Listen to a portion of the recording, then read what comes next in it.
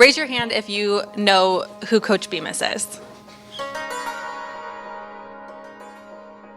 He's the one that we named Bemis Fields after. I just know that he was the football coach here, and football field is named after him. I know that Coach Bemis was very respected here on campus and that he meant a lot of things to a lot of different people. I would have really liked to meet him and been one of his players. Tell us about what you know about Scot Bemis, if anything. Well, I know that we named Bemis Field after him and that he was a head football coach and that he was a wonderful man that really inspired students both on and off the field through academics and their athletics. He just brought people together. He was really a really good role model for the kids, but also for the teachers too. Coach Bemis is why we have this field, and it's just a tribute to his legacy that he left here. And I never met him, but I understand that he was an unbelievable coach who really changed the culture here. We've got Coach Scot Bemis here. Now, Coach, I mentioned the 5-3 record. You got a big game this week with Sunny Slope. How close are you guys? I mean, obviously you've struggled last week. How close are you guys to turning that corner and making this playoff push? We're very close. It's a big region game against Sunny Slope. We try not to look at the overall picture as far as looking beyond one game at a time. So we're looking at Sunny Slope. It's a team we played very tough game against last year, and we have everybody back this year, so we're looking for bigger and better things this week. And a lot of credit goes to that coaching staff. Scot Bemis, he's in his 4th season with the Saints. He's got a record of 23-23, and this is a guy that knows about being involved in big games, Dale. The Notre Dame Saints, just their 3rd year of varsity football, are your 4A Division II 2007 state champions. Arizona, it's certainly our privilege to congratulate Notre Dame Prep for becoming this year's 4A Division II state champions.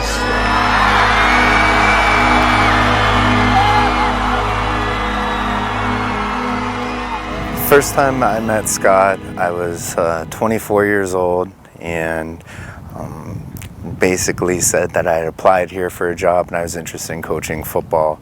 And Scott took me into the coach's office and spoke with me for about 20 minutes and didn't really say anything about football or anything like that. It was about building relationships with kids, building relationships with individuals, and what's truly important in life. He lived a short life, only 45 years, but it was not about the number of years that he lived, but rather about the amount of people that he impacted.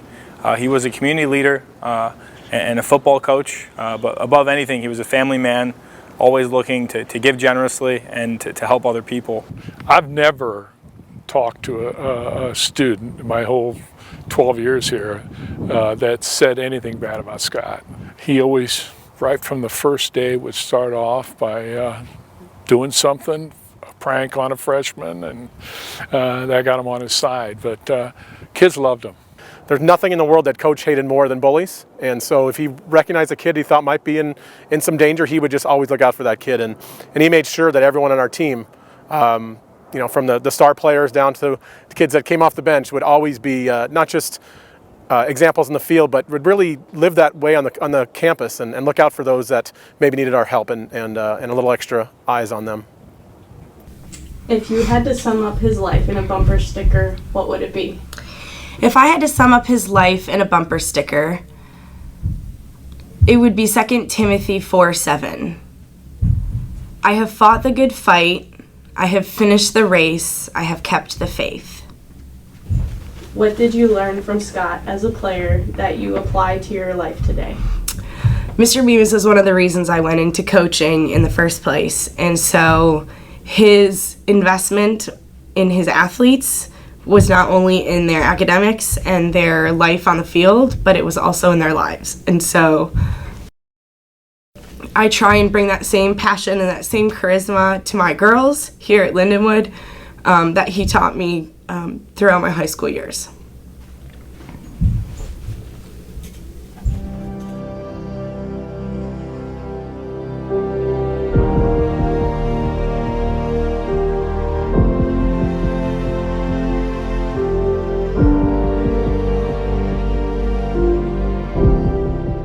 One thing I think a lot of people don't know about him was not only was he a coach, but he was a teacher first. And, you know, if you knew him, you knew he had a loud voice. His heart was 10 times bigger than his voice. What it meant for me to win Athlete of the Year and the Scot Bemis Award was pretty fulfilling.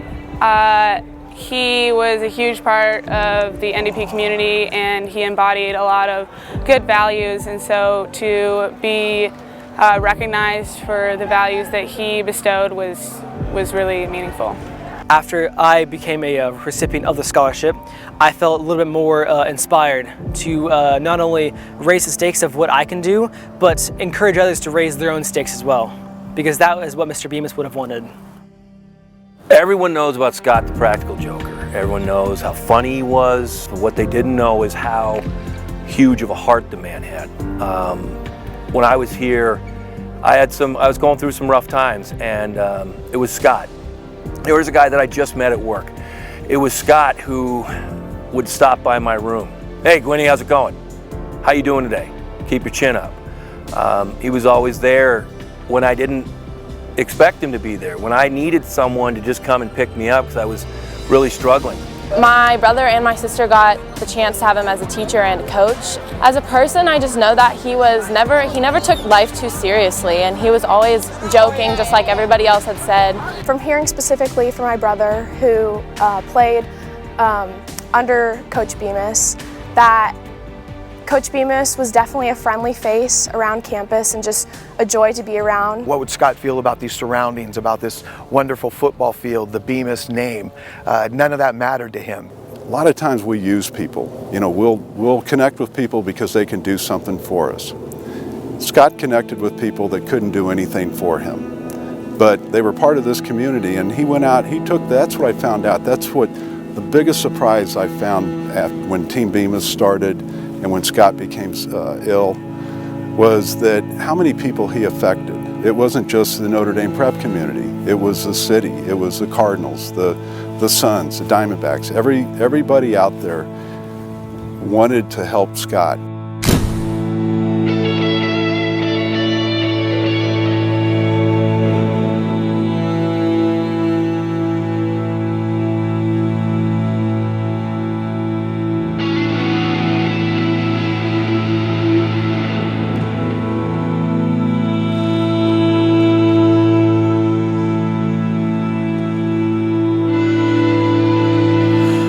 Sometimes I had the opportunity to talk to Scott about faith and religion in addition to football, which we both loved. And Scott was very strong on that. When I talked about faith, I could see that in his life it was somewhat of a vital force, and that somehow it meant a lot to him to continue to do what he does here at Notre Dame Prep and still be, let's say, motivated by his faith. I think that when Scott would bring the boys to Mass, it meant something very deeply to him. And even when it wasn't the football season, Scott would come to Mass and be there in his regular spot. And I just found that very inspiring. Was enough for us to live victorious.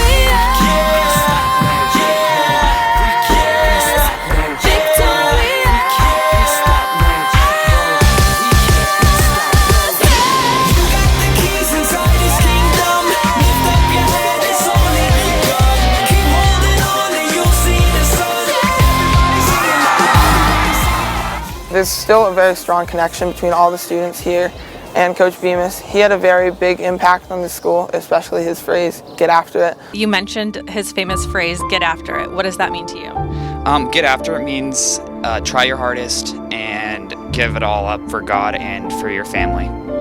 Get after it means that you get after it every day, you go hard as you can every day, and you work as hard as you can.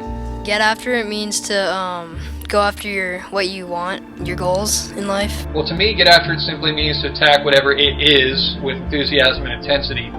We'll have the freedom to choose what our attitude is going to be when faced with a challenge, and I think Bemis always chose to face his challenges with grit and determination. And I think get after it was kind of his way of calling people to do the same thing.